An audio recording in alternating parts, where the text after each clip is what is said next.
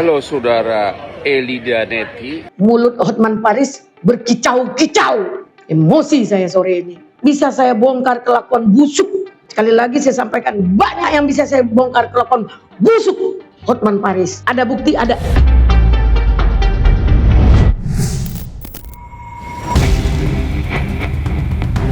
Genderang perang baru saja ditabu oleh pengacara senior Hotman Paris. Lewat pernyataannya yang menohok, Hotman mengolok-olok para seterunya hingga ingin dibuat kapok. Kali ini lawan yang diserangnya bukanlah orang baru, melainkan dua pengacara yang pernah berseteru, yakni Elida Neti dan Firdaus Oiwobo. Tanpa ampun, Hotman menyindir keduanya habis-habisan, mulai dari sikapnya yang kini diam setelah Rasman dipenjara, hingga mempertanyakan reputasinya sebagai pengacara yang menurutnya tidak pernah menangani perkara besar. Dari hasil amatannya itu, Hotman mempertanyakan kemampuan dua seterunya hingga memilih diam melihat Rasman yang kini mendekam dalam tahanan. Halo saudara Elida Neti dan saudara Firdaus. Dulu bacotmu bukan main lantangnya. Seolah-olah kau bisa tolong orang. Seolah-olah kamu bisa selamatkan si botak, si Rasman. Gayamu, mulutmu terlalu vokal. Wow. Ternyata sekarang ditahan, kau diam semuanya. Sekarang Rasman sudah masuk penjara, kau diam. Firdaus dan Elida Neti diam 1000 bahasa, nggak bisa ngomong. Ya, kau selalu teriak-teriak, pasti nggak bisa ditahan. Di PN nggak ditahan, di kejaksaan nggak ditahan. Karena kalian berdua itu adalah pengacara kapan, saya nggak ngerti. Kalau yang dituduhkan itu adalah pasal yang ancaman hukumannya di bawah 5 tahun, maka tidak bisa ditahan kecuali putusannya sudah inkrah, sudah final. Makanya begitu putusan kasasi, kan saya buktikan langsung ditahan kan? Di mana kau berdua?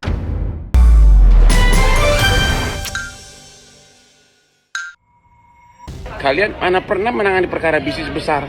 Nggak ada. Saya nggak pernah ketemu kau dimanapun, ya. Gayanya aja, pakai di seragam kayak militer. Aduh, kamu serius atau mau melawak sih? Saya mau tanya, ini pertanyaan nih. Mau serius atau mau melawak sih?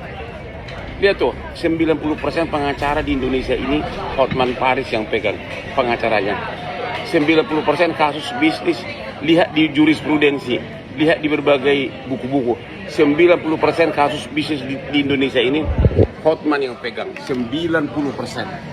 Ya, 90% kasus bisnis di Indonesia ini Hotman yang pegang. Ya, 90% konglomerat Hotman yang pegang. Ribuan masyarakat saya tolong dan gratis. Kalian berdua di mana? Bacoknya aja ya, bacokmu aja yang gede. Sekarang nggak bisa selamat Rasman kan?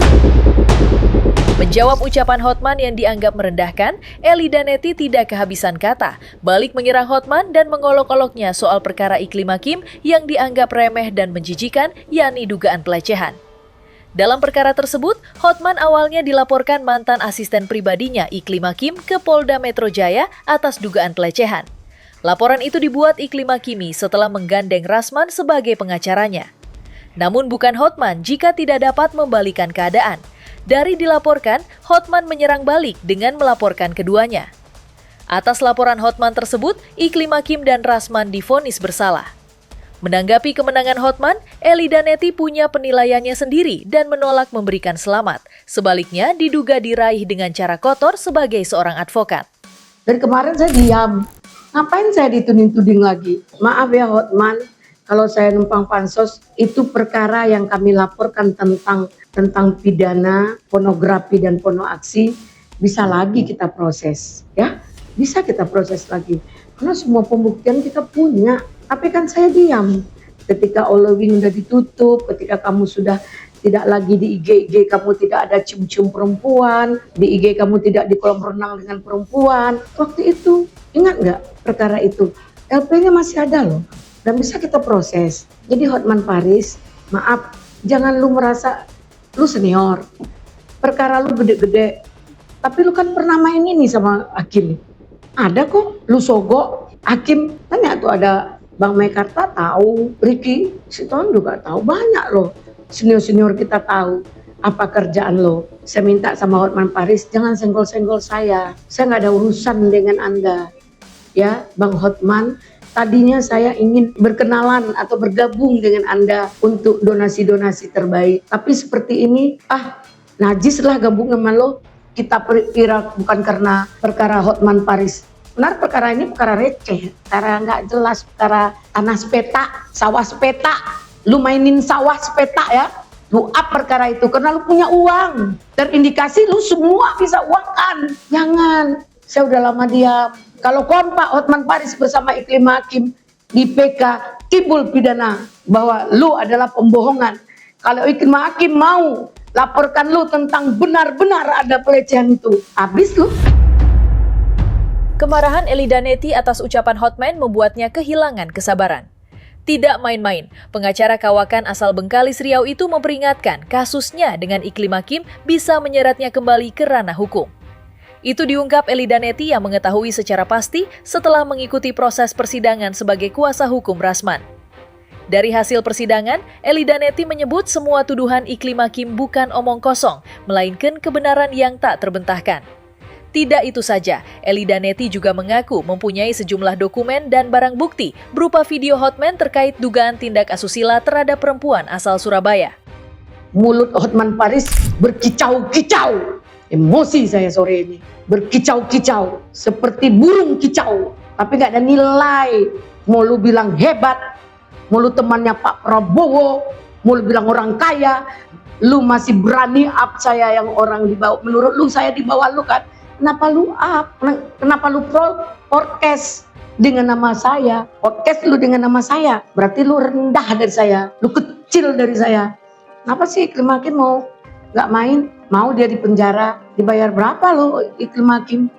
Indikasinya lu, kabarnya lu disiram juga sama Pak Hotman sehingga lu nggak main. Tapi akhirnya apa?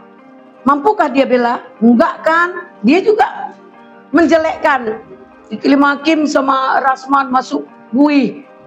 Padahal pekerjaan dia benar adanya. Fakta persidangan ada perkara itu. Fakta persidangan Hotman Paris benar melakukan pelecehan.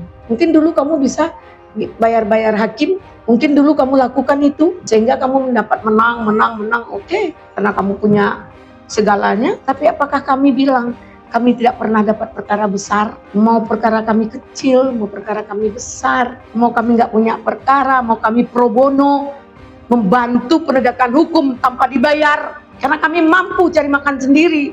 Bisa saya bongkar kelakuan busuk. Sekali lagi saya sampaikan, banyak yang bisa saya bongkar kelakuan busuk Hotman Paris. Ada bukti, ada. Tapi moral kamu nggak ada. Jangan mentang-mentang kamu bantu orang, ngumpulkan dana, ngumpulkan iuran. Kamu merasa kamu sudah segalanya. Sehingga etika kamu tidak kamu hargai diri kamu sendiri gitu. Kalau kamu bilang nenek lampir, terindikasi saya bilang kemungkinan kamu germo kan bisa juga saya sampaikan. Kemungkinan ya, gak apa-apa kan? Nenek lampir yang ngomong kok. Kenapa? Kamu ada videonya menjual seorang perempuan dari Surabaya. Masih ada sama saya, lengkap dokumen kamu sama saya. Elida Neti yang merasa direndahkan dan dilecehkan martabatnya sebagai seorang perempuan sempat berencana melaporkan Hotman ke Polda Metro Jaya saat itu juga. Namun niatnya itu segera diurungkan setelah dicegah oleh para koleganya saat bertemu di Polda Metro Jaya. Itu diungkap Elida Neti saat disinggung mengenai rencananya melaporkan Hotman yang pada akhirnya urung dilakukan dengan alasan Hotman berubah pikiran dan tidak lagi menyerangnya di hadapan publik. Sebab jika itu kembali, bukan tidak mungkin Elida Neti benar-benar melaporkan Hotman. Hari ini saya bersama Ketum Ranpas, tadinya buat LP. Kata Ketum Rampas, Tengku Helmi, gak usahlah buat LP, Bun. Nanti kita bicarakan sama Hotman Paris. Saya ketemu kebetulan nih, Ketum Rampas lagi melaporkan Murjani, Saiful Murjani, ya tadi ya, barusan dia statement. Saya dilarang, ngapain Bun? Sama Bang Egy kami di sini. Ditanya, ngapain Bunda? Ada Sang Alang. Sang Alang ini orang yang berjuang dengan Prabowo. Gak ada seperti lo. Kami, mobil saya ditembak. Mengamankan suara Pak Prabowo. Kami dikejar-kejar mengamankan suara Pak Prabowo. Bang Egy ditahan. Kami bersama Sang Alang, bersama Bang Egy, bersama Jenderal Joksen membela Pak Prabowo. Kami nggak pernah ngomong-ngomong seperti ini. Pasti kita pengen ekspresi. Mengedepankan estetika jelas tadi mendengarkan. Hari ini saya sakit hati sama Hotman Paris, Pak Prabowo. Sumpah demi Allah, saya mau laporkan dia menyerang pribadi saya di muka umum. Ada Dioleva, ada Egy Sujana yang backing saya, juga ada Rampas, Ketum Rampas, Tengku Helmi, ada Sang Alang. Kami lagi di Polda semua mau laporkan Hotman Paris. Tapi apa? Mereka semua larang saya. Jika dia berani ngangkat nama Bunda, merendahkan Eli Daneti, berarti dia di bawah Eli Daneti. Setelah urung melaporkan Hotman, Eli Daneti akhirnya membulatkan tekadnya untuk memperkarakan Hotman Paris ke Komnas Perempuan dan Polda Metro Jaya. Langkah Eli Daneti akan melaporkan Hotman diakui Eli Daneti mendapat dukungan termasuk dari istri Rasman dan sejumlah advokat senior seperti Egy Sujana dan Deoli Payumara. Rencananya dalam waktu dekat ini Eli Daneti akan melaporkan Hotman ke polisi. Saya akan buat LP dan melaporkan kau ke Komnas Perempuan, kau merendah-rendahkan saya. Dalam minggu ini Komnas Perempuan membersamai dengan istrinya Bang Rasman, bersama dengan Bang Maikarta, ada yang dukung saya juga, ada Bang Delipa, ada Bang Egy Sujana, ada Sang Alang, ada Ketum Helmi, Ketum Rampas, Tengku Helmi. Ya itu akan bantu saya untuk biar mulut Hotman Paris ini jangan seperti itu. Jadi Pak Hotman Paris, sekali lagi, kalau Anda diam, saya diam. Kalau enggak, saya ikut dengan Bang Maikarta melaporkan Anda ke Komnas Perempuan, melaporkan Anda ke LP Polda Metro Jaya bahwa Hotman Paris telah menyerang pribadi saya.